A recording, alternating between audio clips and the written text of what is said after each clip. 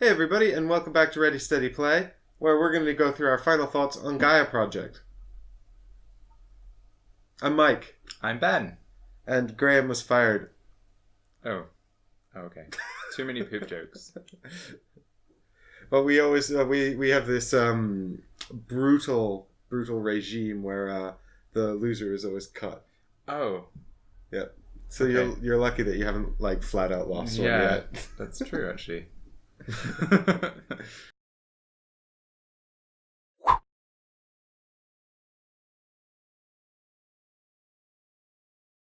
Gaia Project, the heavy Euro we just finished playing. Yes. Yes. What do you think? Well, I'm coming at it from an angle where I've played Terra Mystica and recently played Clans of Caledonia, which a lot of people have been drawing parallels to. And I played neither, so I'm coming from a completely new perspective. So, as someone who's approaching the style and not the genre exactly, but this sort of style of Eurogame for the first time, what did you think of it? Well, I'm not really a Eurogamer. I do like Euro games, but I wouldn't call myself a Eurogamer. Do you know what Eurogames need? More dice. And miniatures. And minis. I mean, on the whole, I really enjoyed the experience. I mean, it really, I don't know what it was. I can't actually put my finger on it. It was just really good. Like, it's a very intricate system. And like most Euro games, you're kind of planning many turns ahead and putting together, but here you're putting together an empire. In space, it kind of felt thematic, especially with this sort of non-aggressive space empire theme, which was interesting. It was purely economy in space, like a hardcore eclipse without the combat and the dice. And yeah, I thought it was brilliant. Like, I thought it was really cool. I really want to try Terra Mystica now in Clans of Caledonia on top of it, to see how it goes. It's a shame we played it in such a speed run. Yeah. Although I feel like I have had games of Terra Mystica with some players who do like to optimize their turns every round. Yeah. And it does, because this says I think half an hour per player or something on it. Yeah, it does. It says 60 to 2.5 hours. 60 minutes to 2.5 hours. Okay. But I've definitely played Terra Mystica that's gone on longer than 2.5 hours just because some people get so involved in it. And I think it does benefit from some kind of conscientious agreement over how long you take. Yeah, I think definitely because we were speedrunning, I had a less stressful time. Because if we weren't speedrunning, I would have just been like, okay, what's the most... I actually thought the pressure of just getting my turn planned in advance and then playing it out and sort of not beating myself up over like it not being the optimal move actually helped a lot. It that's I sort of noticed that too. I mean, it just made it like, fuck it, speedrun. I hope this is good. Doesn't matter if it's not. And it made it really fun. Yeah, absolutely. I really enjoyed our playthrough. I like the idea of this sort of peaceful expansion through space. Yeah.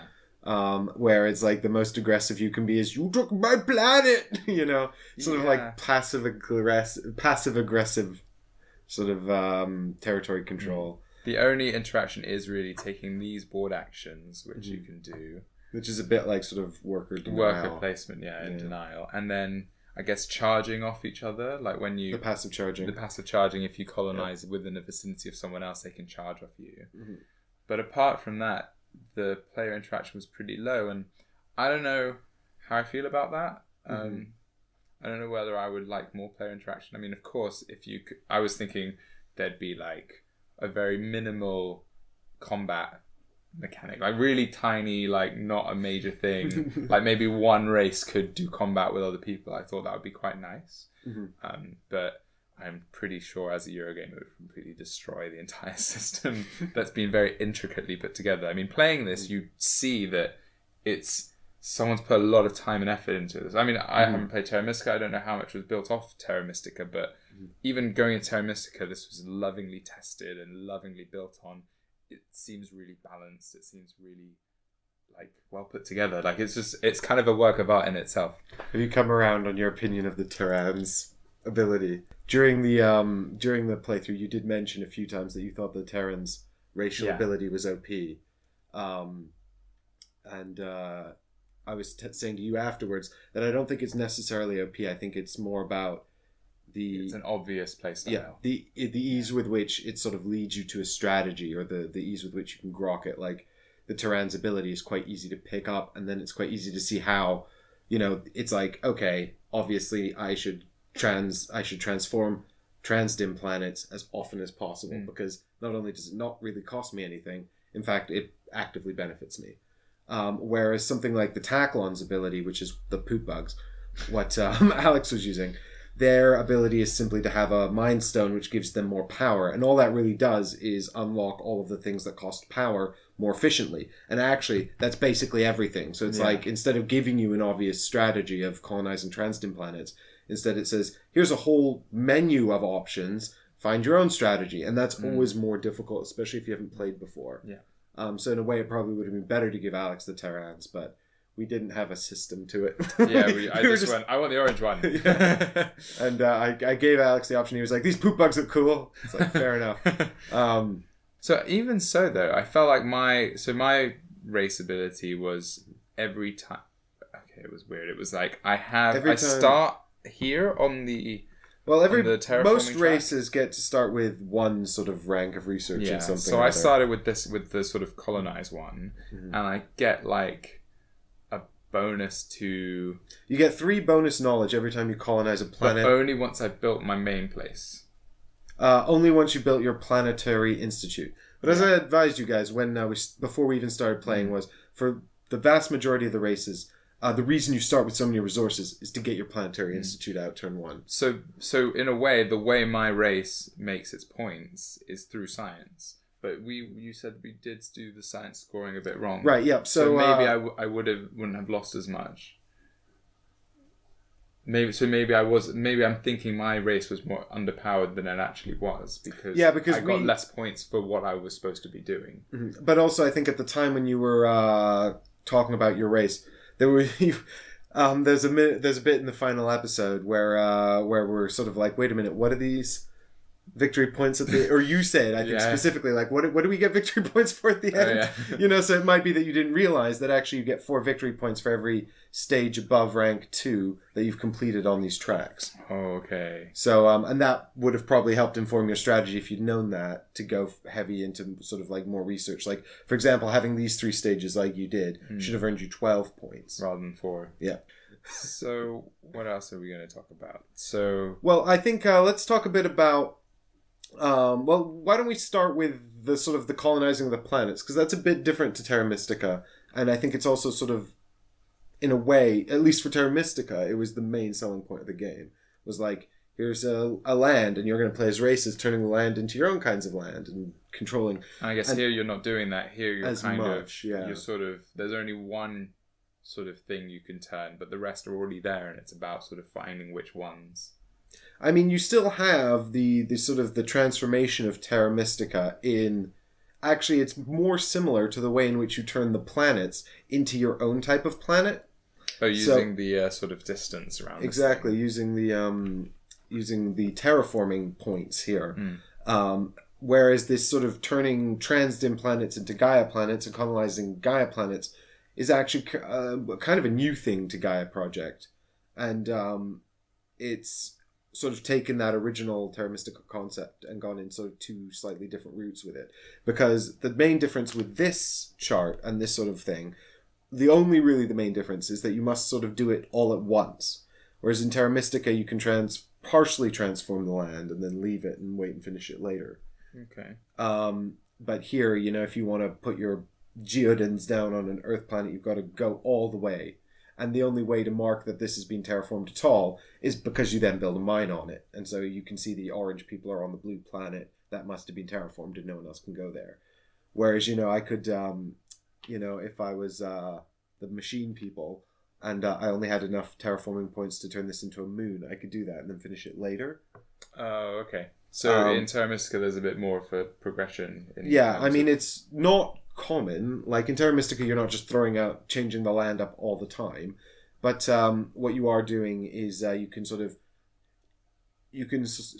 can take it steps, and then by putting the resources into doing that, you're sort of forcing your opponent to pay the resources to undo it if they want to get there. Okay. And it sort of helps you sort of do these sort of incremental steps for reservation of different areas. Whereas here, like the sort of the main differences on the board are obviously that you don't have those incremental steps. You just have to convert the planet completely. Then you've got these transiting planets. You've got the Gaia planets, which are kind of like sort of universal deployment areas. And there's nothing like that in Terra Mystica. Like everything is one of these sort of different planet types. There's not one planet that can be sort of colonized with a completely different resource outside of the terraforming steps. And also here you've got is a lot more space. Like when you were looking at the board in our playthrough, you were like, well, this will give me access to this cluster of planets and this will give me access to that cluster of planets. I like that idea of sort of investing in, because when you sort of start in a position and in a way you kind of invest in a new place, because you can't really go in all directions at once. You're sort of limited in your resources. So if you have a choice to like head to these 2 planets or head to these 3 planets or 5 planets even, the investment's better if you go to the 5 planets, because it gives you sort of more room to sort of put down new mines. Mines, and you've got to be analytical about what kind of planet types are there and whether that's economic for you. I like that it's purely themed on terraforming in a way. Like it is literally a colonization game, which is cool because there's not much of that, or at least not as a focus in the game's world. Well, I mean, I think it would be silly to draw a comparison between terraforming Mars, which is the other one I think of. But it's a completely different kind of game. Yeah. And obviously that's one planet in a sort of macro sense, and this is whole galaxies. This is more of an empire expanding and trying to live. Well, we're covering planets. An entire race, aren't we, rather than just a company? Yeah. I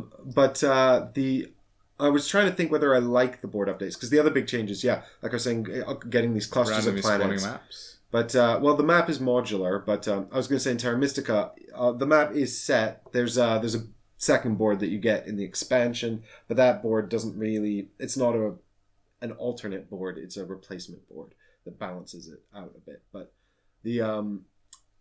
so the Terra Mystica board has got rivers on it that kind of perform the same function as these big areas of space, but there's far fewer of them, so there's much. Where in Terra Mystica you've got basically like sort of 3 continents. Here you've got like all these tiny little continents or tiny little islands in a sea of space, and that gives it quite a different feel. And there's some things I like about that. So what I actually like that it's more spaced out. I like that there are sort of these clustered islands. I like that you've got these sort of like universal hubs, the Gaia planets, where everyone can go and it costs just 1 quantum intelligence cube. I like that there are transiting planets that you have to do research to convert into the universal spaces. I don't like that they took out the incremental terraforming steps thing. I liked that a lot in Terra Mystica, and I'm sad that that's gone.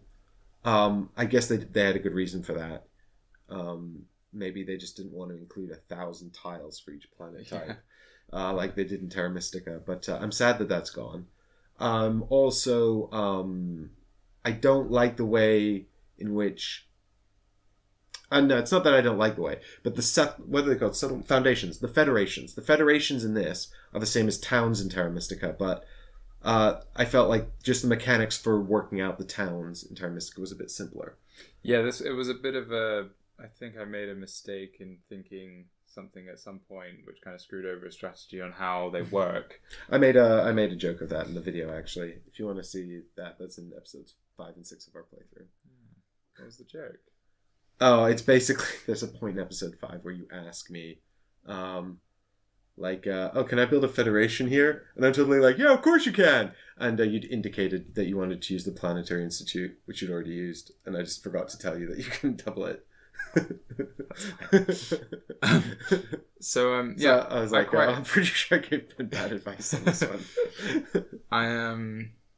I kind of liked how they work, though. I mean, I've never seen the towns feature before. Yeah. But the way the Federation, it does add like a kind of nice theme to the sort of... Now, this group of planets is a Federation. It reminds me of a video game called Stellaris, which is completely different, but, a kind of space empire game. And in that way, you can sort of bind Federations together, and it's got a nice thematic feel to it, in a way, even though mechanically you feel it might be a bit too... I just feel like, funky. Well, it's actually specifically when because you've got all these additional caveats, because forming a federation is very powerful, and there might even be a victory condition like have the most satellites, in which case you want to get the most satellites. But you're also instructed in the rules that when you found a federation, you have to choose the path that requires the least satellites to produce. But the legal path. And there's a lot of like little sort of stipulations like that. And I think part of the reason for that is because they've had to balance the founding of the Federation over the space, right? Like I said, the board has a lot more space. In Terra Mystica, there are these rivers, but they're quite simple, and the mechanics for moving along the rivers are quite simple. So working out where the towns begin and end, and also there's none of this sort of optimal path for satellites business. So sort of adding those extra layers onto what was already quite a it's not that it's a complex mechanic, it's that I think if you're not used to it, it's quite difficult to see it, right? Like to look at the board and go, this is a federation, or that could be a federation, or this is where the federation begins and ends, and stuff like that. So I just felt like in a way they had to make the fiddly mechanic a little more fiddly to accommodate the changes they've made to the board. Having said that, you know, it's a I don't think it's that big a deal. Cool. They don't have satellites at all in Terra Mystica. You just have to sort of build adjacent and along rivers and stuff. And that's another thing that they've changed is obviously this board. How did you feel about the Victory Track technology board? I like the sort of variance in what each tree does. I thought that was quite a cool. I mean, I don't know.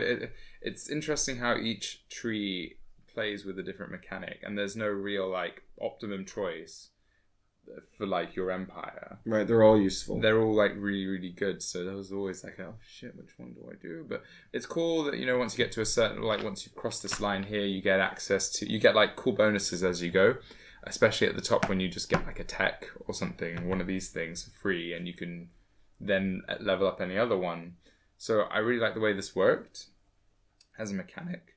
And I thought it's cool that, you know, you can become quite diverse in the technologies. Like one person may go for the terraforming, but one person may be like, well, fuck terraforming. I'm just going to go straight for this space movement stuff, so that maybe I won't be able to terraform as many planets as that guy, but I can get to my planets that are further out more quickly, for example.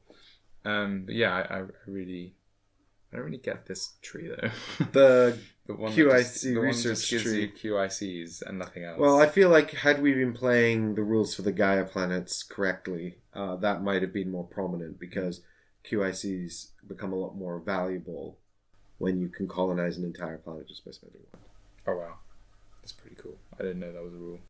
Well, because we were paying a terraforming cost in addition to the QIC to terraform the Gaia planets. Got it. But actually, you could just throw a mine down here for the price of one QIC. And the mine. Oh, okay. That's amazing. Making these Gaia planets a lot more contested. Yeah, that makes sense. Whereas none of us really were bothering with the Gaia planets until it became a victory condition. Scoring, yeah. Yeah, whereas because I was more focused on the transdim planets more than anything, because it makes sense because you can synchronized with my ability. But yeah, no, I liked this board a lot. I think this is where most of my sort of gameplay took place in a way. I was always sort of looking at this and thinking, okay, I can maybe get more income, and these are really good. There's some space movement, and the thing is, you don't really get anything immediately with some of these, like especially with these two lanes here. You actually have to invest twice till you start getting proper good like benefits. Like here you get a QIC, and here you get 2 ore, but then on the next level you're actually getting a bit more income and a bit more of an ability.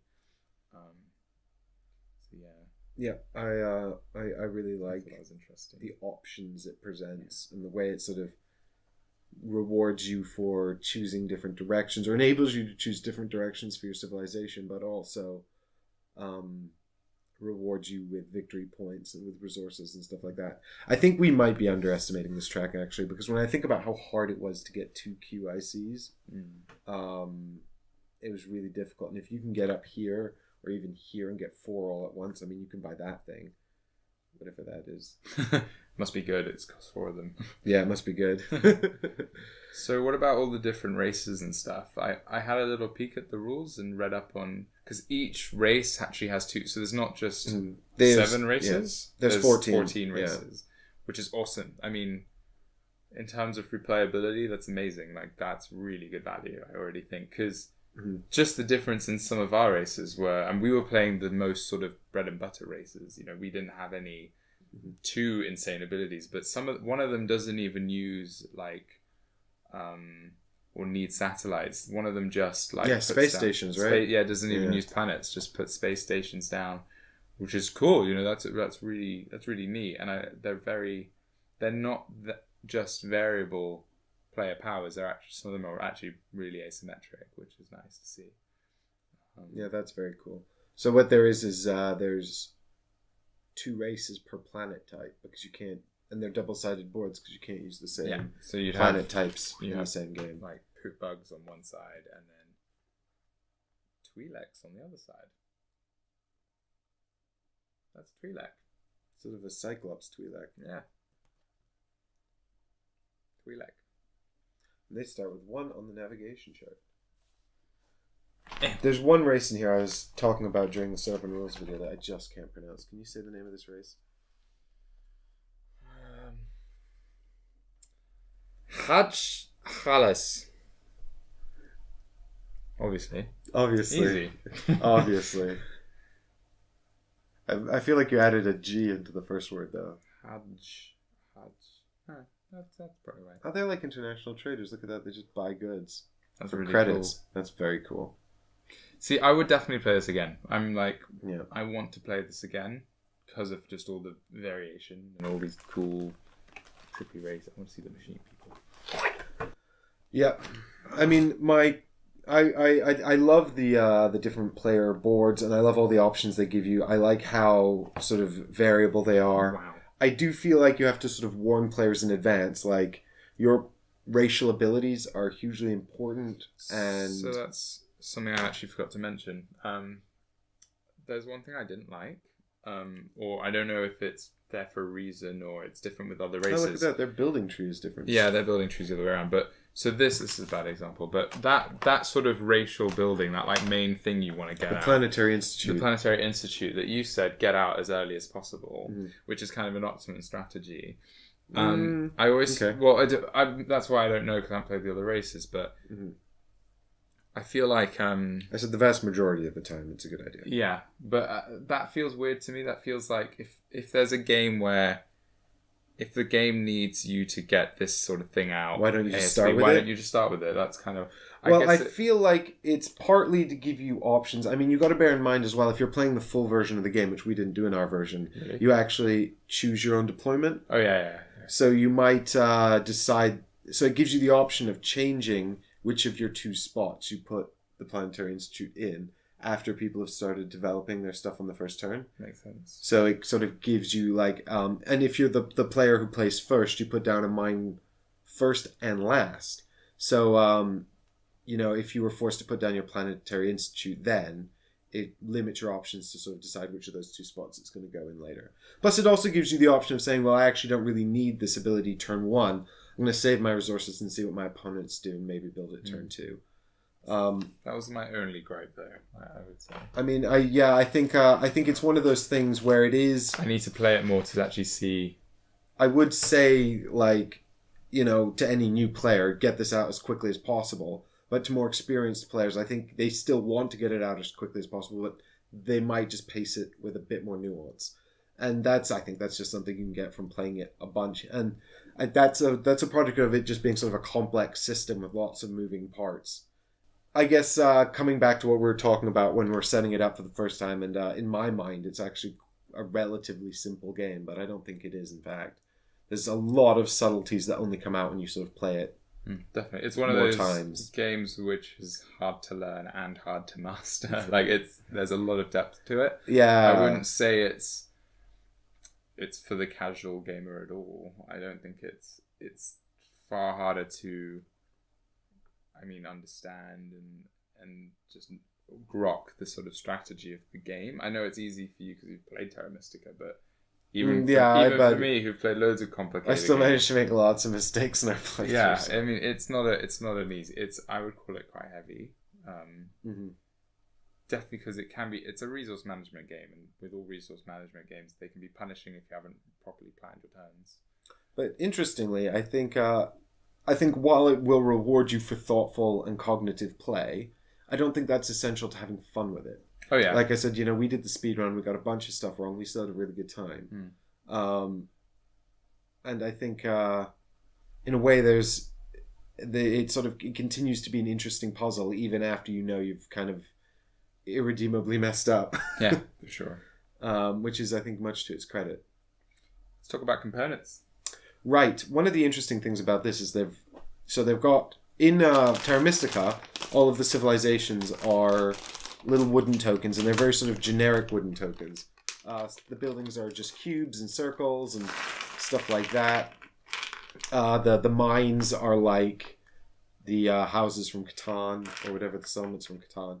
It's, these very typical board game pieces. Whereas this, they've obviously transitioned to plastic instead of wood, and they've got unique sculpts for all the different building types. Not for all the different races, but for all the different types. Yeah, just different colours of the same buildings. So there's just 4 types of miniature, right? Oh yeah, 5. Yay. In different colours. Yeah, you're missing the mine. I am? Oh yeah. Boop.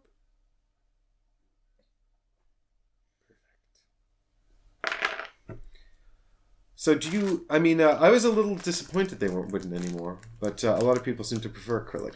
I really like these. I think they did the job well. They had great shapes to go on the board, and I guess if they were just cubes and blocks, I probably would have a bit like Dominant Species. I don't know if you've played that game, but that's basically cubes and blocks for different sort of things. And I wouldn't probably have bought into it as much. I quite like the sort of like you mean that's a university, that looks cool, and that's your big building.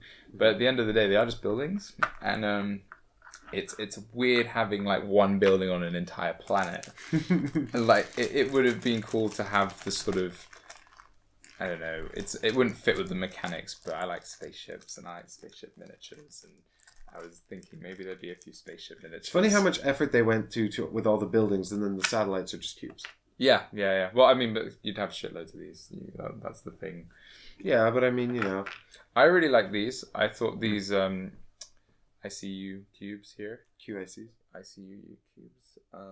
I've never seen anything like that, and I just thought, what a nice little feature. They didn't have to do that. They could have just had a green cube, but that looks awesome. But then again, I think I'd be, in a weird way, I'd prefer to have green cubes and then proper satellites. Okay. Because these are just a currency, but those are things that go out on the board and sort of form part of the empire. I guess, but I guess because you could share. Couldn't you? Oh no, you can't put them in the same space of another satellite. I don't think so. Yeah. Well, there's another question. Can 2 satellites occupy the same space? So I do like that they've upgraded all the buildings and stuff. I don't think they could have done this with the wood, and I'm quite happy to sacrifice the wood for acrylic in order to have fancier tokens and stuff like that. Although it never really impacted my enjoyment of Terra Mystica or anything like that. But I also just played Clans of Caledonia, and that has not got buildings as such, but it's got sort of tokens that represent buildings, and it's got little cow meeples and little cheese slices for the dairy and whiskey barrels for the distillery. Aww. And I like that a lot too. So maybe when I go back to Terra Mystica, I'll be like, stupid cube, stupid cylinder. God, such a 2009 game. So it's quite a cerebral Euro game. What about all the randomness? I mean, you choose the random player pass things at the start. You choose these random turn victory conditions. Yeah. You choose random overall victory conditions. But that's different, though. That's not like random.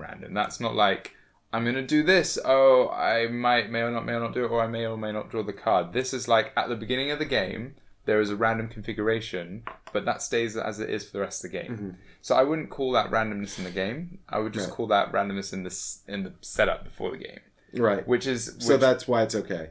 Yeah, Yeah. of course. I mean, if for the people, I mean, I don't mind randomness in my Mhm. games. I'm sure you don't. But for people who don't like randomness in their games, and which are usually the heavy Euro types, strategy types, this shouldn't put you off at all because it's just gives you variability each time you play. You have a different configuration of how to play the game. It's not gonna you're not gonna get screwed over by a dice roll in this game ever. Yeah. If something goes wrong, it's yeah. your fault. And you can actually, if it really bothers you, can choose to set it up the same way every time. Yeah, exactly. I mean, there's no reason. Unlike other games which have random elements of stuff. Good. So you would play it again. Yeah, wouldn't own because my group, I don't think would play this a lot. I mean, Graham's part of that group, and I'm sure he would want to play it again. But we're very select on our Euro games. So we're full of other games like Gloomhaven and Kingdom Death Monster. but yeah, I would 100%. If you were like, do you want to play this game? I'd be like, yeah, let's play it. Fuck it, let's play this game. Because I want to see all the races. If I was like, what shall we play? Would you suggest it? Would you be like, let's play? Depends Gaia how many Project. of us. And if it was just 2 of us, I'd probably say nah.